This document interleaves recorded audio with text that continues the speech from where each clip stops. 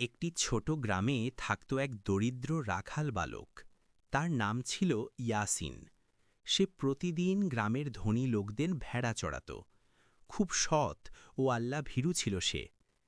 একদিন গ্রামের এক ধনী ব্যক্তি তাকে বলল, শোনো ইয়াসিন, একটা মোটা ভেড়া আমাকে গোপনে দিয়ে দাও, মালিক জানবে না, তোমাকে আমি অনেক টাকা দেব। ইয়াসিন একটু চুপ করে রইল। তার ঘরে খাবার কম, মা অসুস্থ, টাকার খুব দরকার। তবুও সে মাথা তুলে শান্তভাবে বলল, মালিক না জানলেও আল্লাহ তো জানেন। লোকটি অবাক হয়ে গেল। তুমি ভয় পাচ্ছ? ইয়াসিন উত্তর দিল, আমি মানুষের ভয় করি না, আমি ভয় করি আল্লাহকে, তিনি সব দেখেন। ধনী লোকটি লজ্জা পেল। সে বুঝল ছোট ছেলেটির ঈমান তার চেয়ে অনেক বড়। সে ইয়াসিনকে পুরস্কার দিল এবং বলল, আজ তুমি আমাকে বড় শিক্ষা দিলে।